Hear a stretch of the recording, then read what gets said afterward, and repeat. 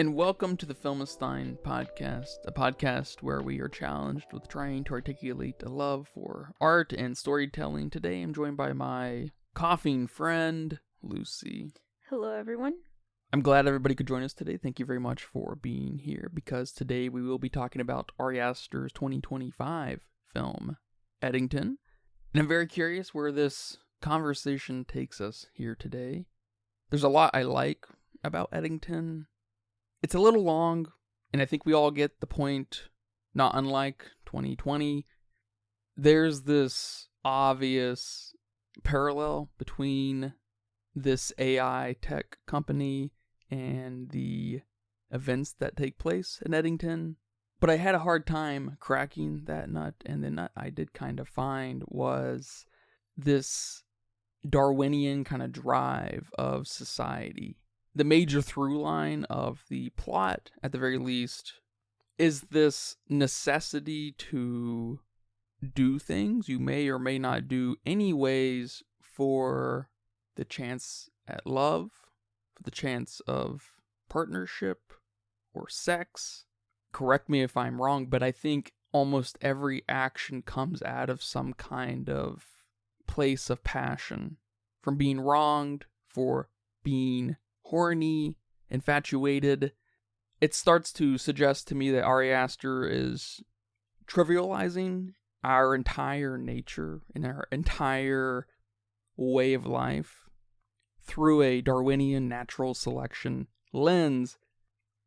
And of course, at face value, Eddington is nothing more than a reflection of the hysteria and maybe a little bit of the incompatibility of the potential of dialogue. And of course, on face value, I love that these protesters and people who have something to say come to a place like Eddington, because Eddington's full of police brutality, because Eddington's full of COVID. But I'm very curious, as something of a Ari Aster fan as yourself, what did you think of Eddington? Those are some very interesting points. I like a lot of what you have to say, because boy, was this a movie, and not at all what I was expecting from Ari Aster's next movie. I think first and foremost, what an awesome idea to draw these parallels between current affairs and Western films.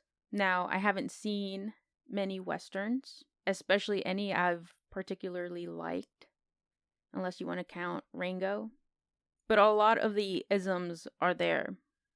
I like that we introduced COVID in this movie, because COVID hasn't been covered in many films since it's happened. At least in the way that Eddington took a more allegorical interpretation. This movie wasn't about the coronavirus itself, because you could replace COVID with anything that has happened and is happening today, because it focuses on issues that arise anytime any kind of catastrophic event happens. We start seeing people talk about the conspiracies and the myths and the spread of misinformation and the social injustice, the trust or lack of trust, and just how all this chaos turns into violence and really starts exposing the fragility of our society. And Ari does even something scarier and doesn't give us a happy ending. He gives us a mirror. Nothing was resolved in this film, but personal lives were affected. Everyone in this film, actually. I also like that the movie remains a bit objective.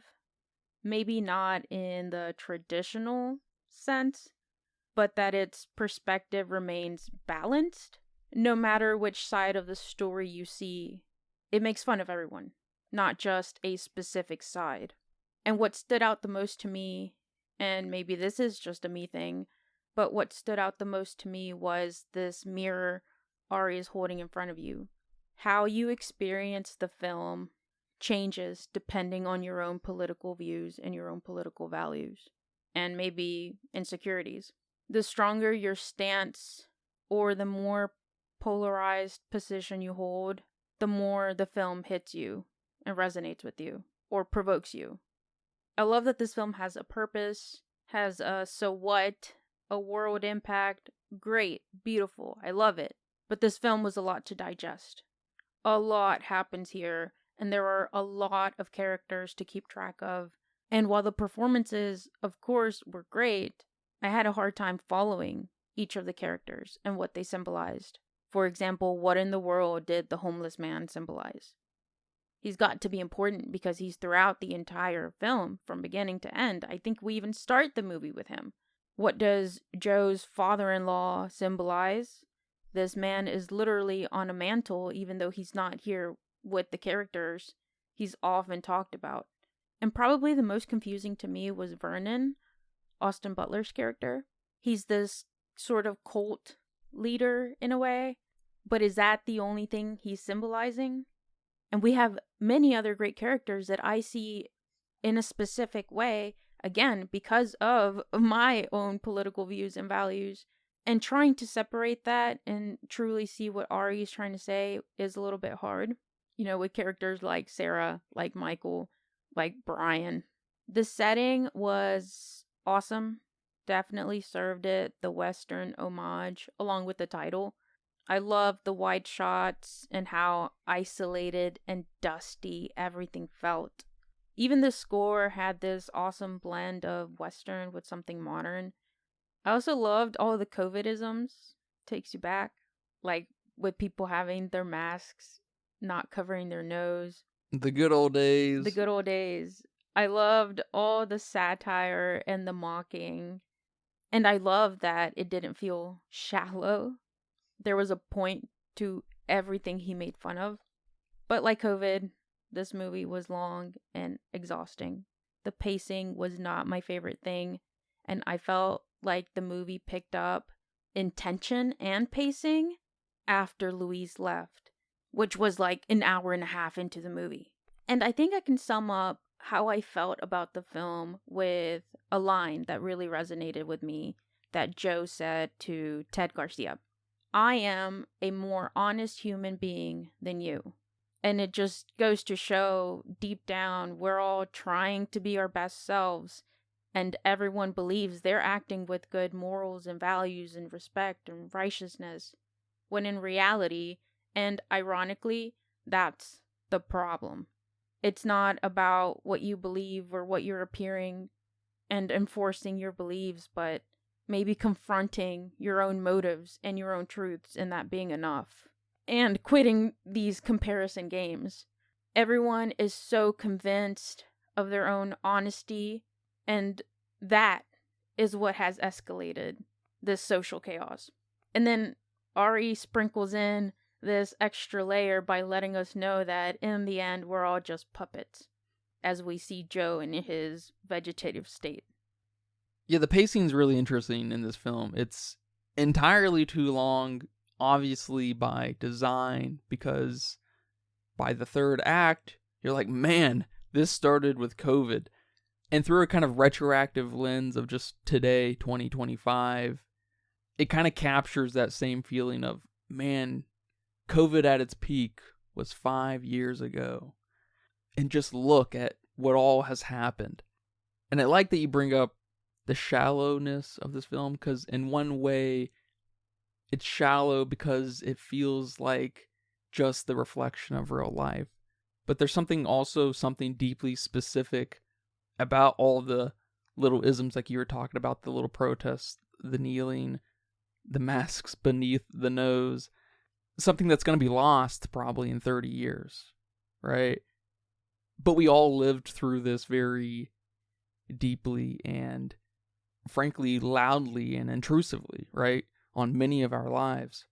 Yeah, obviously the homeless man represents something huge. He's a major cornerstone throughout the film. My gut tells me it's connected to the AI tech industry moving into Eddington.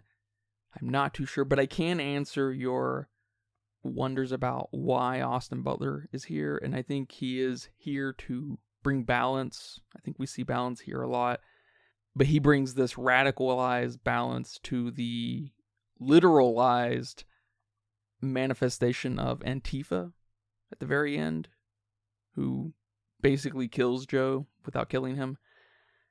Because like the reveal, it's not really a reveal. It's kind of this crazy climax, different movie vibe when Antifa shows up and is shooting at folks and Joe grabs a big machine gun type thing.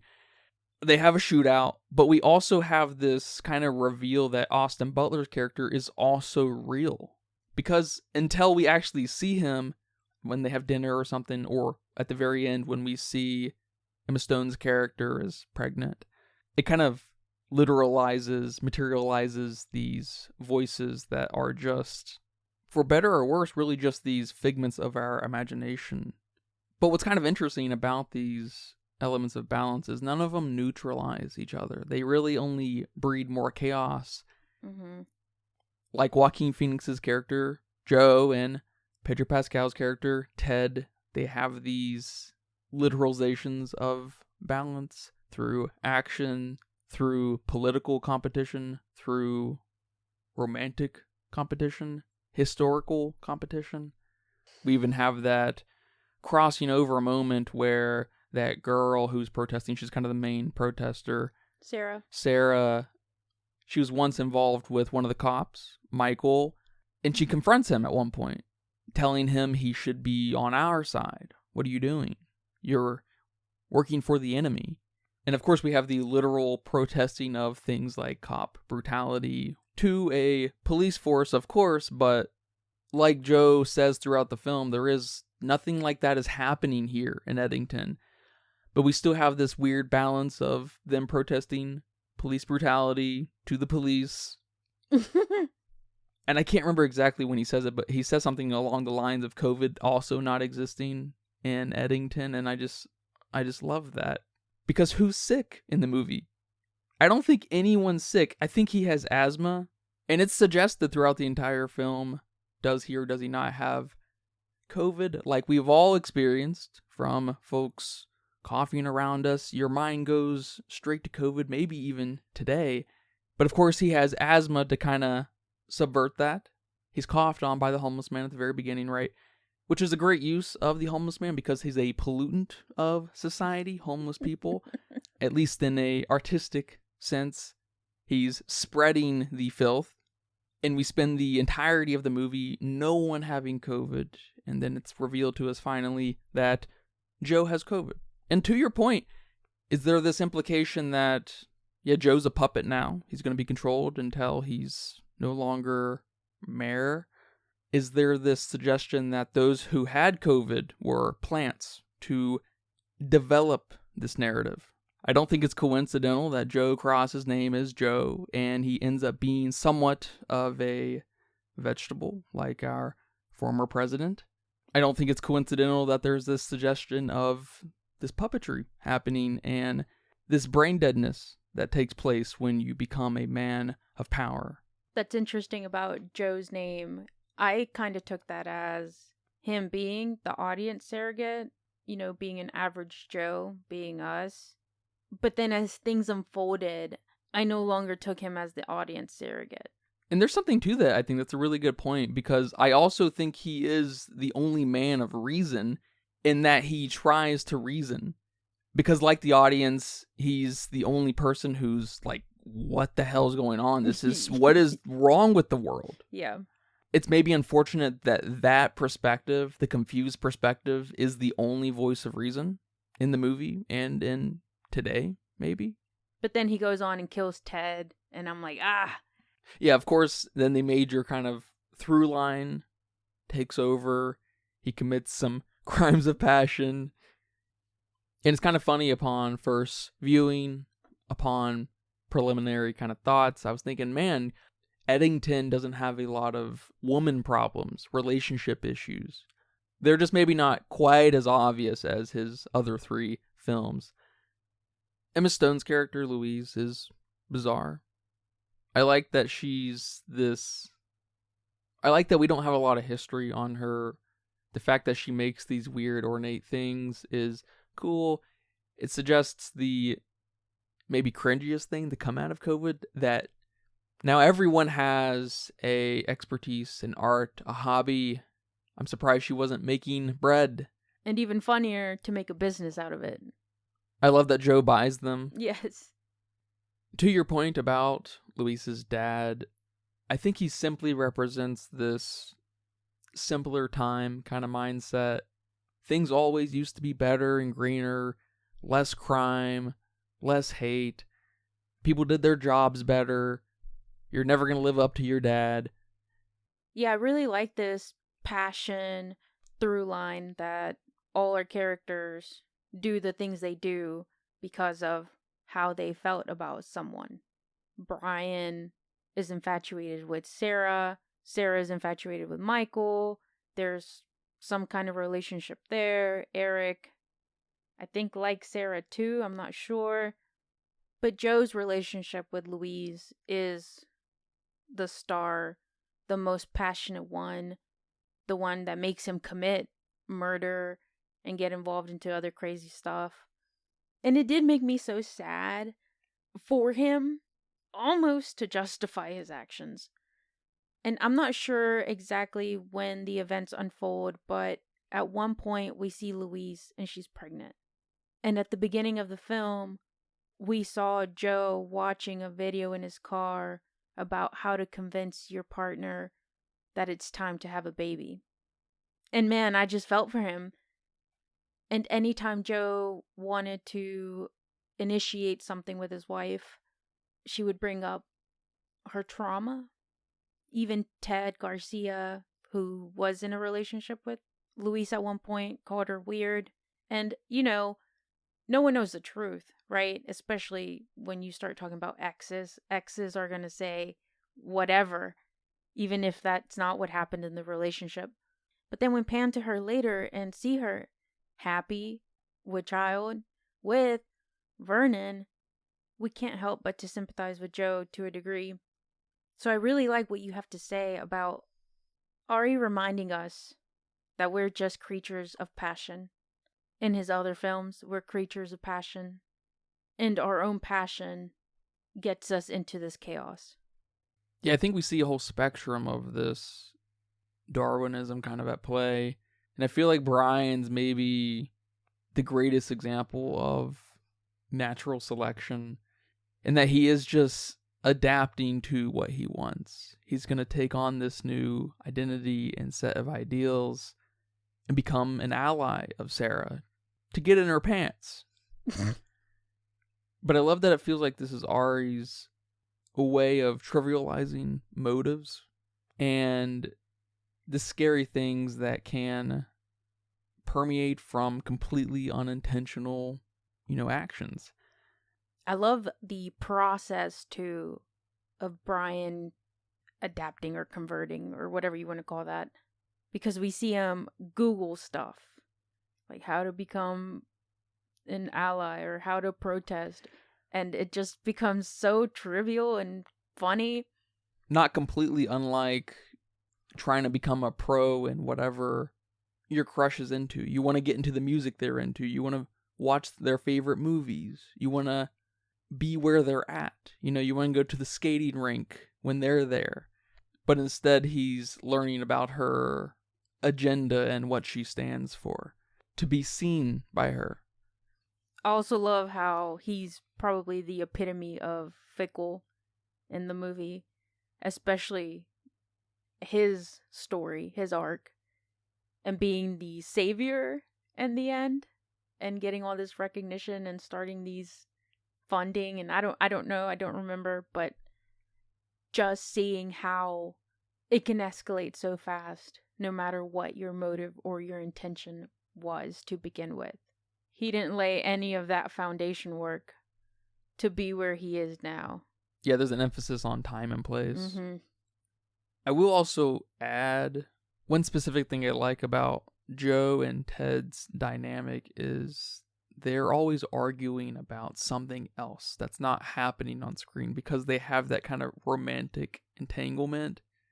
And obviously, as everyone knows, when you have had roommates or relationships that weren't 100% perfect, when you argue about whatever, a lot of times you're not arguing about that particular thing. You're arguing about a thing that happened 5 months ago, right? Right.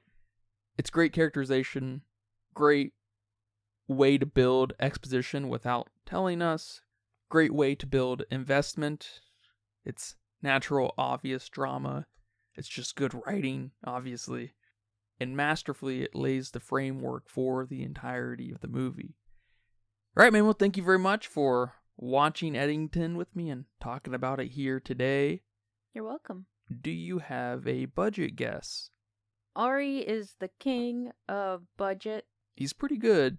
So, unless something crazy's happened since Hereditary, that's only 10 mil, he's still maybe a budgeting man. I think Beau is Afraid was almost 3 hours, right? Or did it go over 3 hours? Something along those lines. And it was still like a 20-something million budget. So, I'm going with 35 mil here. I'd be surprised if it is that or over that. We definitely have a bigger setting, bigger area to cover, and a lot of characters. Yeah, lots of movement, lots of different locations and sets. And Ari's a great example of what you can do with a little, relatively. It says here that the budget was $25 million. Oh. And it went on to make $12.7 million. Oh, no. And over on Letterboxd with 324,000 people, they weighed in at a 3.4. Respectable score. Yeah, I think I'm leaning towards a 2. I hate to say it, but this movie requires a rewatch. But I don't know if I'm capable of rewatching this movie anytime soon. I remember leaving the movie theater feeling like, oh my gosh, I'm glad this is over. And thinking about the movie required more homework than I would have liked it to. It's almost like the ideas are there. The way it makes me think is there. The way it makes me feel. We like a good thought-provoking movie. But as far as what I saw on the screen, I was like, I don't know. I have to think about this. The characters are confusing me. Now I have to think about the significance of this character and the symbolism of this character. And all of a sudden it starts to feel like a lot. The movie felt a bit overstuffed. But if you outline it, if you get to the nuts and bolts, I liked it a lot. So it's almost like I'm torn there between how I thought about the film versus what I actually saw on screen. I don't know if I would recommend this movie to anyone, but I feel like I could talk about this movie or maybe even bring up the themes and ideologies in this movie to discuss. Yeah, I'm pretty much on the same page as you. I liked a lot of what I saw. I had some fun, but was I bored here and there? Yeah. That's probably the best way to describe this film. It's deeply overstuffed, much like the last 5 years. I don't really want to revisit it like the last 5 years, but there's a lot of cleverness and tightness and completeness here that I really appreciate. Great writing, great performances, great delivery, great blocking, great scenes. A lot of these sections actually remind me of South Park. Eddington's probably a solid 3 in my book. But yeah, man, thank you again. And thank you guys for listening to this episode of The Filmsteins. Remember, we post weekly on YouTube, Apple Podcasts, Patreon, Spotify. Our next episode will be on Steven Spielberg's Jaws, in celebration of Jaws' 50th anniversary. So please look forward to that. We appreciate all the support. Thank you guys very much. But until next time, take care. Bye-bye. Bye-bye. And that's a wrap for today's episode of The Filmsteins. Thanks for tuning in and joining us on our cinematic journey. We hope you enjoyed the discussion and gained some new insights and perspectives on the world of movies. Don't forget to subscribe to our podcast on your favorite platform, especially Patreon, patreon.com/filmsteins. And follow us on social media for more film-related content. We love hearing from our listeners, so if you have any feedback, suggestions, movie recommendations, or book recommendations, please feel free to reach out to us. Until next time, keep watching and keep loving the magic of movies. This is The Filmsteins, signing off.